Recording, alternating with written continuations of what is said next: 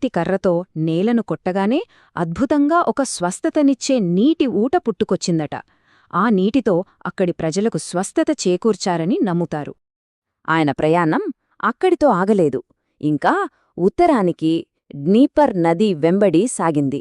ఆ ప్రాంతమే భవిష్యత్తులో ఉక్రెయిన్, రష్యాలకు పునాది అయింది. అక్కడి కొండలవైపు చూస్తూ ఆయన ఒక గొప్ప భవిష్యవాణి చెప్పారని పురాతన గాథలు చెబుతున్నాయి. చూడండి, ఈ కొండలపై దేవుని అనుగ్రహం ప్రకాశిస్తోంది. ఇక్కడ ఒక మహానగరం వెలుస్తోంది అని. ఆ ప్రదేశమే కీవ్ నగరంగా మారింది. ఆ ఒక్క భవిష్యవాణి ఆయన్ని కీవన్ రస్ ప్రజలకు, అంటే ఉక్రెయిన్, రష్యా రెండింటికీ మూలమైన ఆ జాతికి పోషక సెయింట్గా నిలబెట్టింది. ఇప్పుడు మనం ఆయన జీవితంలోని చివరి అత్యంత ముఖ్యమైన అధ్యాయానికి వచ్చాం. గ్రీస్లోని పాట్రాస్ నగరంలో ఆయన అమరత్వం. ఇది మరణం కాదు, ఆయన సందేశానికి జరిగిన పట్టాభిషేకం. పాట్రాస్లో ఏం జరిగిందంటే, ఆయన బోధనలకు అక్కడి రోమన్ ప్రొకాన్సుల్ భార్య ప్రభావితమై క్రైస్తవ్యాన్ని స్వీకరించింది. ఇది ఆ అధికారికి తీవ్రమైన కోపం తెప్పించింది.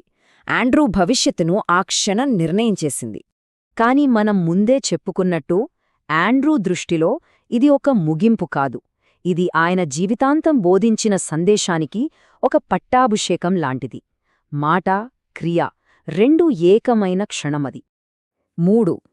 ఈ సంఖ్య ఎందుకంటే, ఆయనను శిలువకు కట్టివేసిన తర్వాత కూడా 3 రోజులపాటు ఆయన అక్కడినుంచే ప్రజలకు బోధిస్తూనే ఉన్నారు. తన మరణ శిక్షనే తన చివరి ప్రసంగ వేదికగా మార్చుకున్నారు. ఆయనలో భయం లేదు. ఆ శిలువను ఒక అంతంగా కాకుండా ఒక పరివర్తనగా చూశారు. తన ప్రభువు దగ్గరకు చేర్చే ఒక ప్రకాశవంతమైన దారిగా దాన్ని స్వాగతించారు.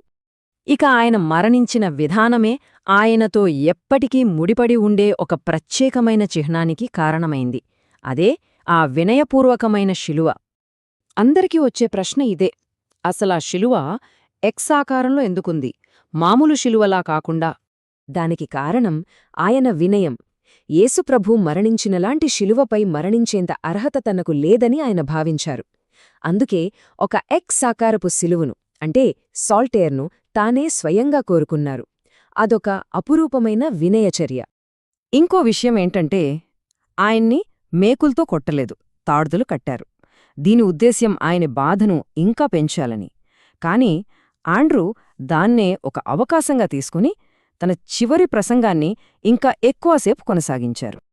అలా వినయానికి చిహ్నంగా మారిన ఆ ఎక్స్ ఆకారపు శిలువ, అదే సాల్టేర్, వందల